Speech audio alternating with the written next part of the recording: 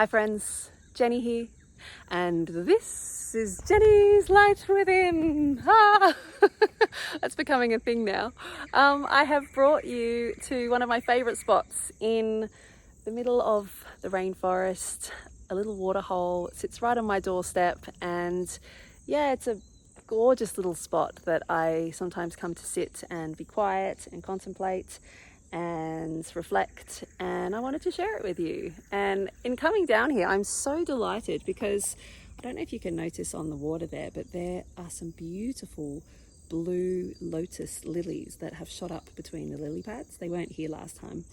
And they are an incredible flower. I don't know if you know much about the blue lotus. I actually don't know too much about the blue lotus. There's a beautiful blue lotus tea that you can drink, and we bought some from the markets once, and they're a really cool little creature. They have like a life of their own. The stem moves and it moves around, and the petals open and close, and it's like a little eye watching you. And there's a lot of wisdom, I reckon, in the blue lotus.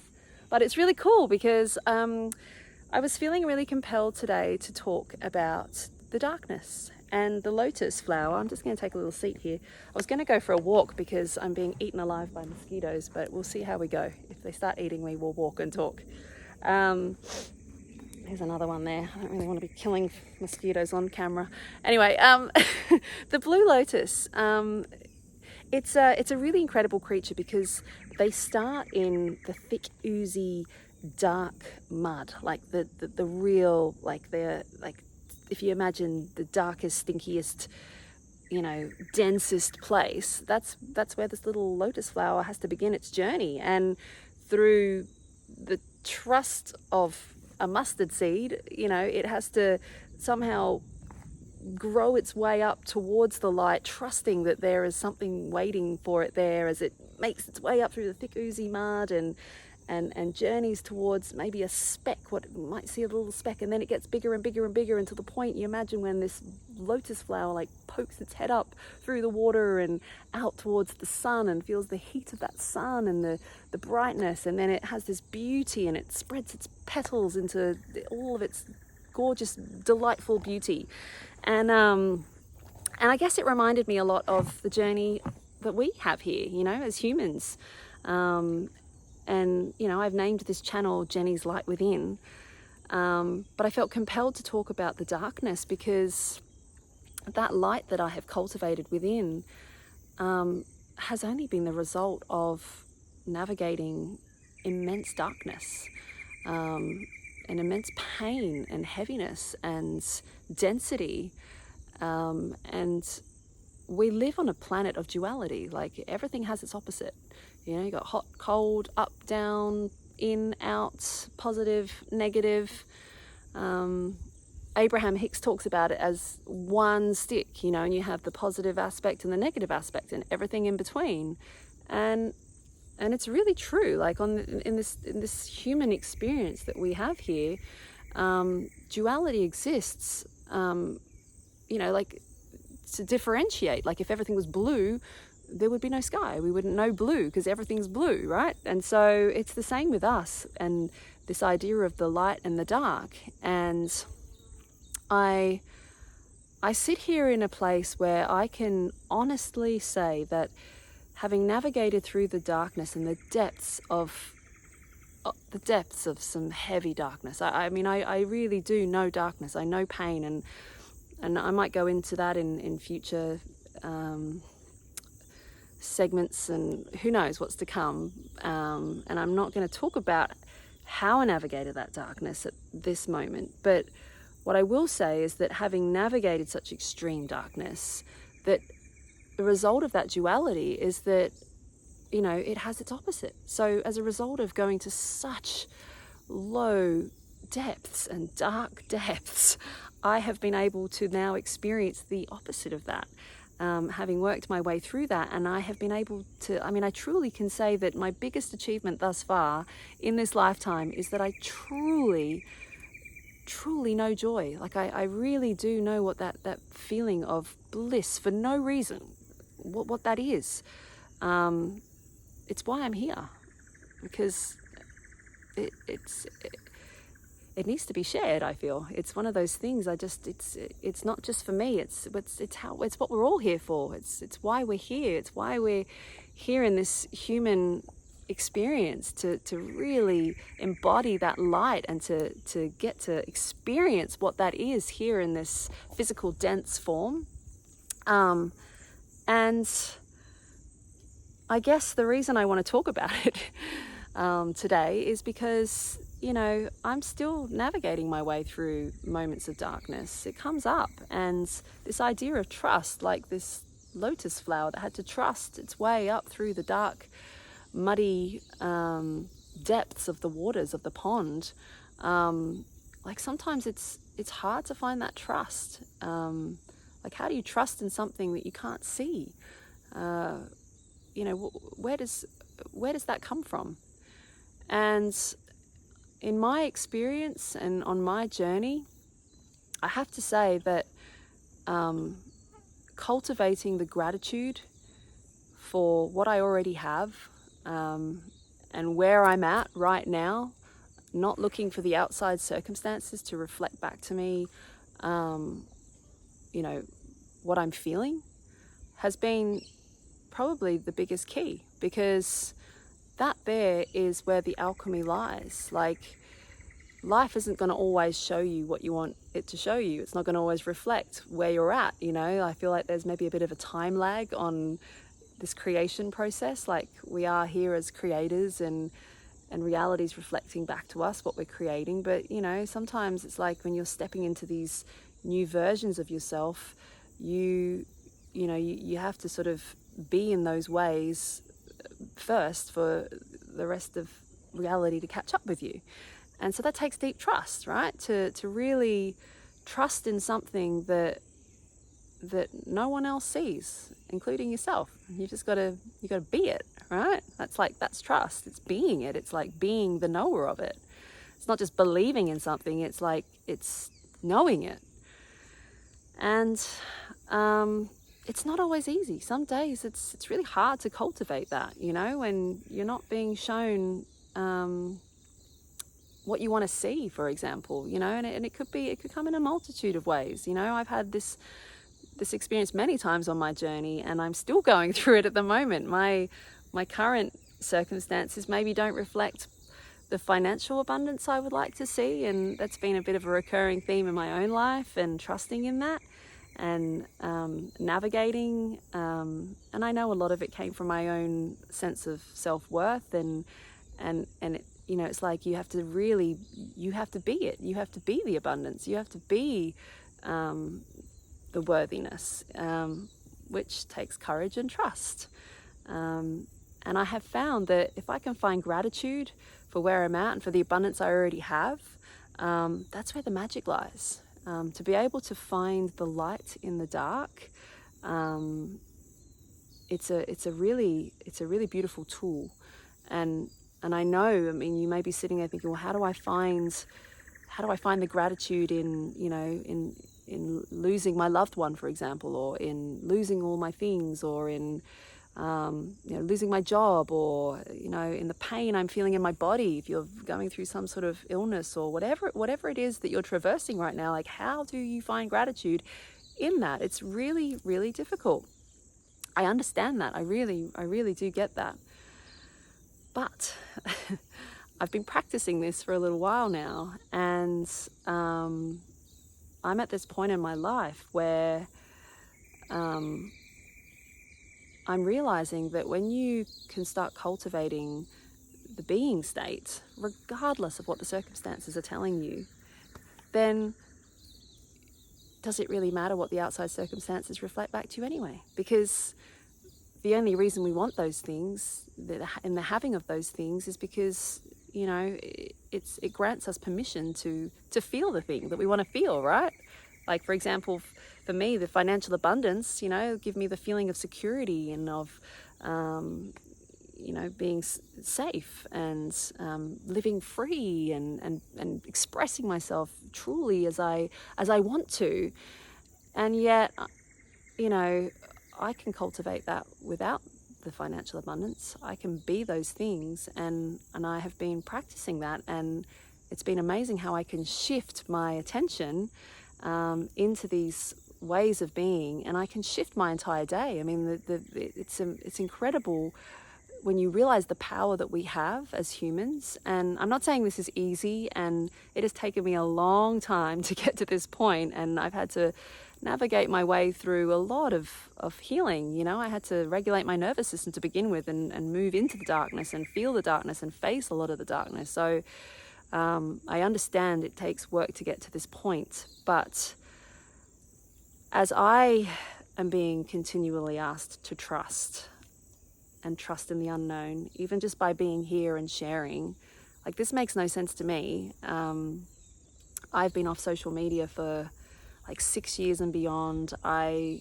was done. I've been cultivating this joy, and I've been doing a lot of the healing work. And I mean, this financial situation I talk about, it's been a recurring theme in my life for a long time. And like last year I was cleaning, and I mean, not that qualifications aside, but regardless of having a degree and all the stories that are told around it, I was doing this cleaning job. And I remember I was able to approach it with such gratitude for what it was offering me at the time, and for the people I was getting to meet, to be able to serve.